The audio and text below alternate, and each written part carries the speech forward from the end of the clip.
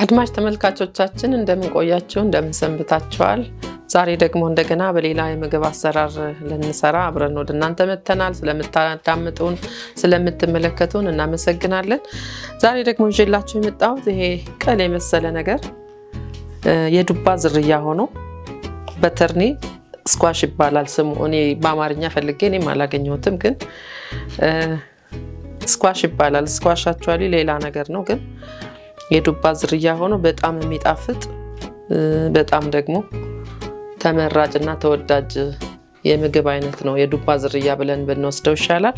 ወደ አሰራሩ እንሄዳለን። ጥቅሙን በኋላ ትንሽ እናያለን። አሰራሩም ትንሽ ለመክተፍም ትንሽ ጠንከር ያለ ነው። ቢሆንም ግን ሲበላ በጣም የሚጣፍጥ የምግብ አይነት ነው።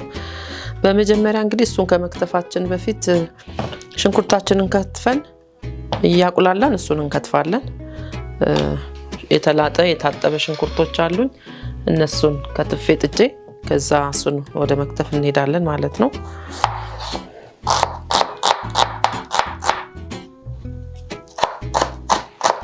ሽንኩርት በርከት አድርጋችሁ መስራት ስትፈልጉ መፍጨት ይቻላል። እኔ ግን ትንሽ ስለምሰራ መክተፍ እችላለሁ።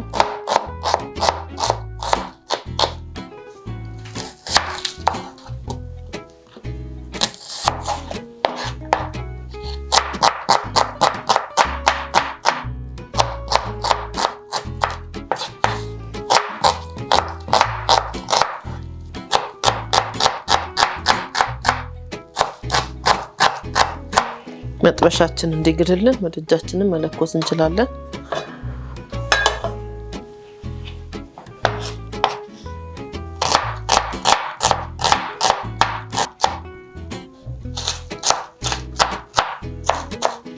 ሽንኩርታችን ይበቃናል። አሁን ሽንኩርታችንን መጥበሻችን ላይ ማድረግ እንችላለን።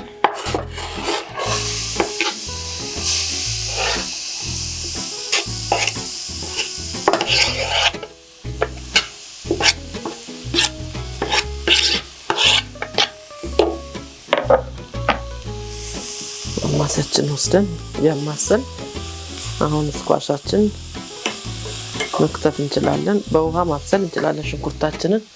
ይሄ ትንሽ ቅድም እንደነገርኳችሁ ጠንከር ይላል። ውስጡ ፍሬ ያለው እንደገና ደግሞ ውስጡ ቢጫ ነው፣ ደስ የሚል እንደዚህ አይነት ከለር አለው።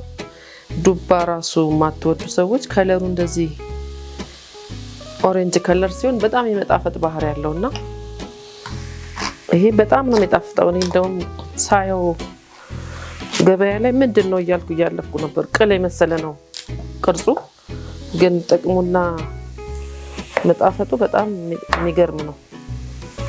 እናንተ በፈለጋችሁት መልኩ ልትልጡት ትችላላችሁ። እኔ እንደዚህ በስሷ እንደሚመቸኝ አድርጌ እየላጥኩት ነው። ቆዳው ጠንከር ያለ ነው ትንሽ።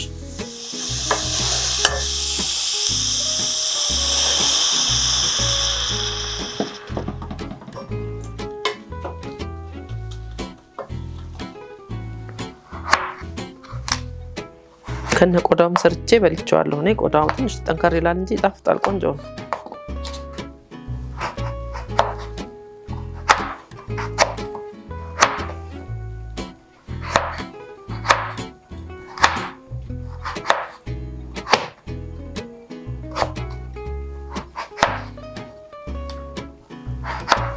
ከዚህ በቀላሉ በስሱ መላጥ ይቻላል።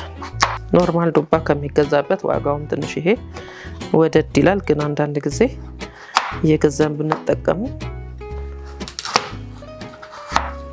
በተለይ ዱባ ለማትወዱ ሰዎች በጣም ብዙ ጥቅም ስላለው ይሄንን መጠቀም ይቻላል። ፍሬውንም መብላት ይቻላል። ልክ እንደ ዱባ ፍሬ ብዙ ጥቅም አለው። ፍሬው ራሱ ዘይት ይወጣዋል። ፍሬውን እስካሳያችሁ ድረስ እንቆርጣለን። አሁን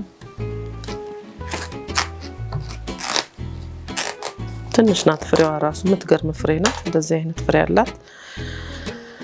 ምናልባት ግቢ ያላችሁ ተክላችሁ መጠቀም የምትችሉ ሁሉ ይመስለኛል። ፍሬዋን አድርቃችሁ ልክ እንደ ዱባ መጠቀም ይቻላል።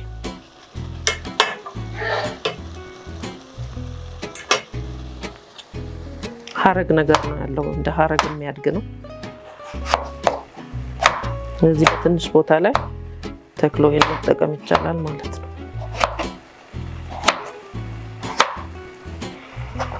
ከውስጡ ፍሬውን እናወጣለን።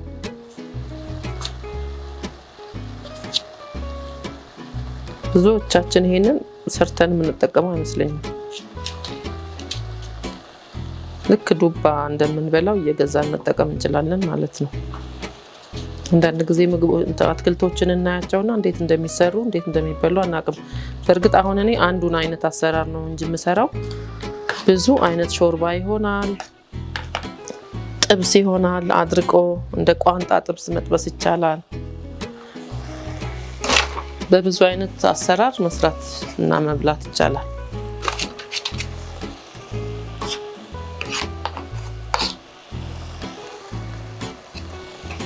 ስለዚህ ልክ እንደ ዱባ እንከትፋለን። ሳይዙን ለቋንጣና ለጥብስ ከሆነ ልክ ረዘም አድርጎ እንደዚህ አድርጎ መጠቀም ይቻላል። እኔ ግን ልክ እንደ ወጥ ስለሆነ የምሰራው እንደ ዱባ አነሳ አድርጌ ቆርጠዋለሁ።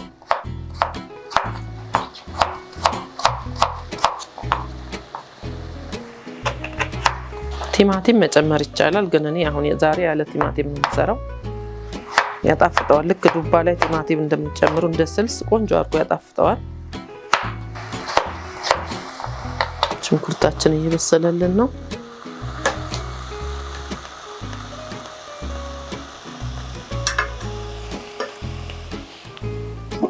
ከደን ብናደርገው ደግሞ ቶሎ ይበስልልናል።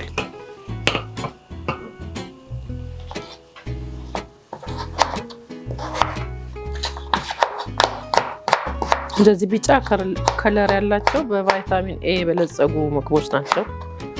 ሳይንስ እንደሚነግረን እንግዲህ ቫይታሚን ኤ እና ቫይታሚን ሲ የበለጸገ ምግብ እንደሆነ ይታወቃል።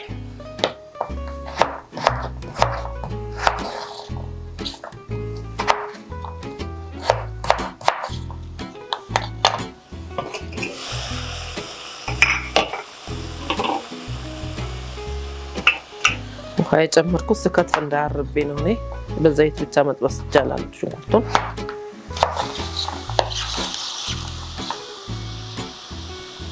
ባሮ ሽንኩርት እንጨምርበታለን። ባሮ ላይ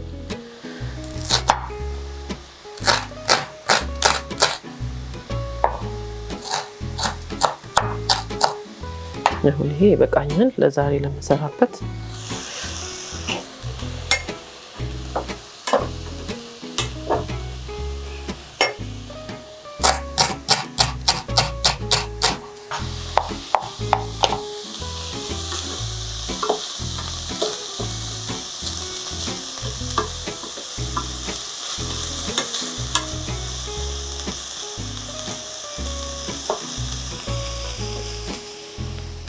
ዘይታችን እንጨምራለን። አሁን ውሃውን ስለመጠጠልን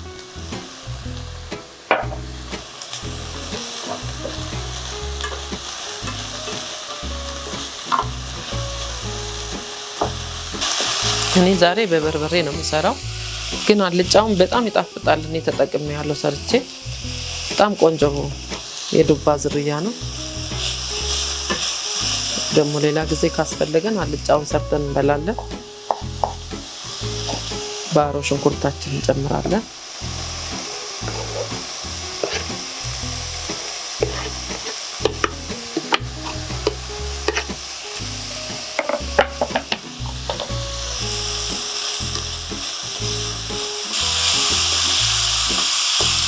ሽንኩርታችን ከበሰለ በርበሬ እንጨምራለን። ቅድም እንደነገርኳችሁ እኔ በበርበሬ ነው የምሰራው በቀይ።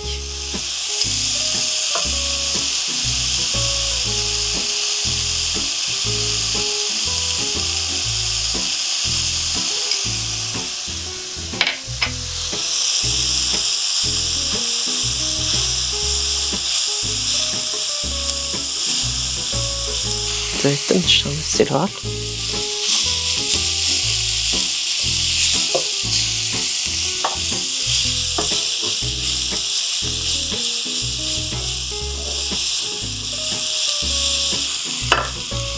ውሃ ጠብ እያደረግን በርበሬያችን ትንሽ እናቁላላለን።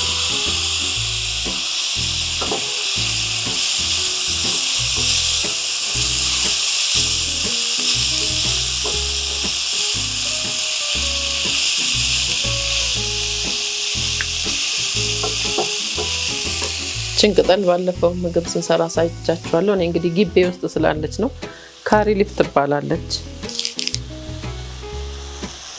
ህንዶች ናቸው ብዙ ጊዜ የሚጠቀሟት፣ ግን በጣም ለቀይም ላልጫም ወጥ ቴስቱን የሚያሳምርልናል። በጣም ብዙ ጥቅም አለው። ደግሞ አንድ ቀን ከሩዝ ጋር እየሰራን ጥቅሙንም እናወራለን። ግን ለዚህኛው በጣም ቆንጆ የተፈጥሮ ቅጠል ቅመም ነው።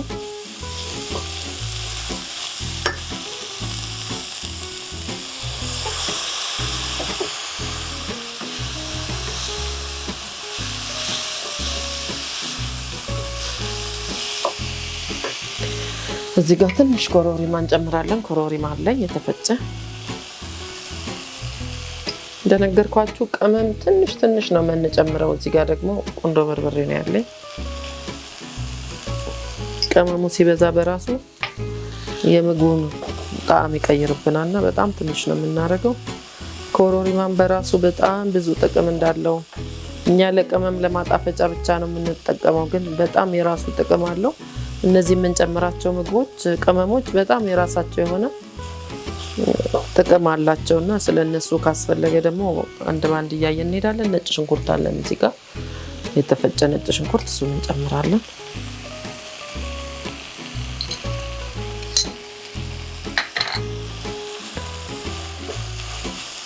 ትንሽ ካቁላላ ነው በኋላ የከተፍነውን ስኳሽ እንጨምራለን። በቅርጹ በቅል መምሰል በሚታወቅ ዱባ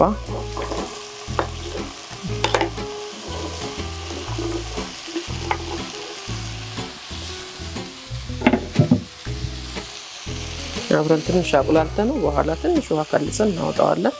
አሁን ይቁላላል። በጣም ነው የሚያምረው ከለሩ ራሱ።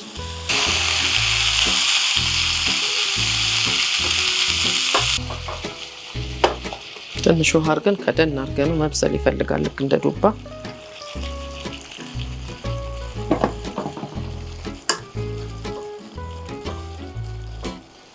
ከወፈረብን ቀጥለን እንጨምራለን፣ ከድነዋለን። እንግዲህ ስለ ስኳሽ ጥቅም ትንሽ ብናወራ ጥሩ ነው። በብዙ ካርቦሃይድሬት እና በፋይበር በፋት በፕሮቲን የበለጸገ ምግብ እንደሆነ ይነገርለታል። ስለዚህ ብዙ ጥቅሞችን ነው የምናገኘው። ቫይታሚን ኤ እና ቫይታሚን ሲ ደግሞ በጣም ሙሉ ጥቅም እንደሚሰጥ ይነገርለታል። ይሄ በጣም ተወዳጅ ዱባ ዘር ነው። ዱባ ነው እንጂ የዱባ ዘር ነው፣ ስኳሽ ነው እና በጣም ጥሩ ነው። ስለዚህ ብንጠቀመው ብዙ ነገሮችን እናገኛለን ማለት ነው። በብዛት የሚታወቀው ግን አውስትራሊያ እና ኒውዚላንድ ነው እና ኢትዮጵያም ያው ስለምታመርት እዚሁ እናገኛለን። ምርቱ ከዚሁ እናገኘዋለን። ምናልባት የነሱ ሀገር እንግዲህ ቴስቱ ሊለይ ይችላል፣ ግን በብዛት የሚታወቀው በሁለቱ ሀገሮች ላይ ነው። ነገር ግን እኛም ጋር እናገኘዋለን እና እንደዚህ ኦሬንጅ ከለር የሆነው ውስጡ ቫይታሚን ኤ እናገኝበታለን። ቫይታሚን ሲም አለበት እና ሌሎችም ጥቅሞች አሉት። እንግዲህ አዘገጃጀቱ ሰው በሚፈልገው ባልጫም በቀይ መስራት ይቻላል። በሾርባ መልክ መስራት ይቻላል። ከሾርባ ጋር ተፈጭቶም ለህፃናት፣ ለአዋቂዎች ደግሞ በደቃቁ ተከትፎም ሊሆን ይችላል። በብዙ መልኩ ልንጠቀመው እንችላለን። ሌላው ይሄ ከተመረተ ከ3 እስከ 6 ወር የመቆየት አቅም አለው። በዛ ውስጥ ብንጠቀም እነዚህ ውስጡ ያሉትን ቫይታሚኖች፣ ሚኔራሎች፣ ማዕድኖች እናገኛለን። ስለዚህ ብንጠቀመው በጣም መልካም ነው። ገበያ ውስጥ አይተነው እንዳናልፈው። በተለይ ደግሞ ዱባ ብዙ መብላት የማትወዱ ሰዎች ይሄኛው በጣም የተለየ ዱባና ጥቅም ያለው ስለሆነ ብትጠቀሙት መልካም ነው እላለሁ። ወደ ድስታችን ሄደን ደግሞ መብሰሉን ቼክ እናደርጋለን። አሁን እየበሰለ ነው፣ አሁንም ትንሽ ይቀረዋል፣ እንጠብቀዋለን።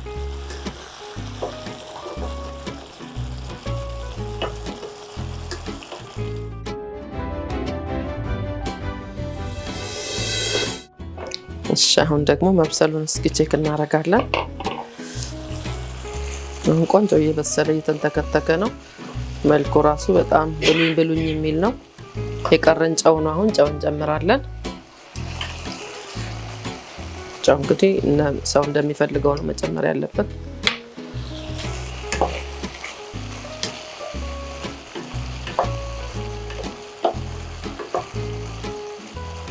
ጨዋችን ትንሽ እስኪዋሃድ ከደን አድርገነው ቀምሰን እናወጣዋለን። ጨው ከጨመርን በኋላ ብዙ መቆየት የለውም። እንደውም ጨው ገበታ ላይ ብናደርግ ተመራጭ ነው የጨውን ጥቅም ለማግኘት። ብዙ ጊዜ ልምድ ሆኖብን እኛ ጨምረን እናንተ ከተከዋለን። ያ ግን አዮዲኑ ይጠፋል። ይበቃዋል። ጨው እናንተ እንደምትፈልጉት አድርጉ። ይበቃዋል። አሁን እናጠፋና ወደ መቅመስ እንሄዳለን።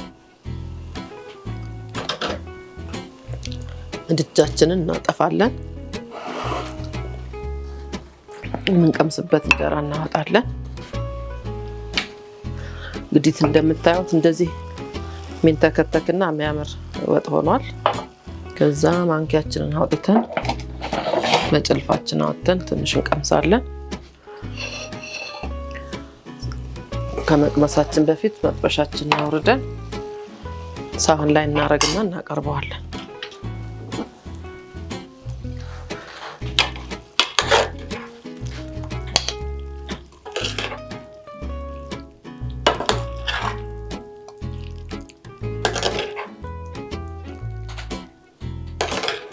በ10 ደቂቃ በ15 ደቂቃ የሚደርስ ምግብ ነው።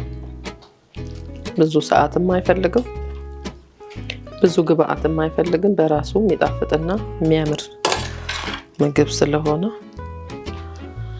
እንግዲህ ደርሷል። ይሄንን ይመስላል ምግባችን። ትንሽ አውጥተን እንቀምሰዋለን።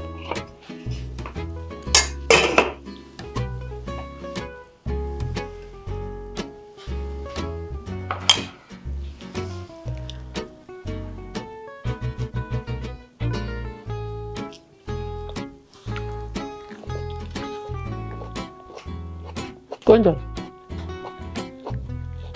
በጣም ይጣፍጣል። ምንም ባይጨመርበት የዱባው ቴስት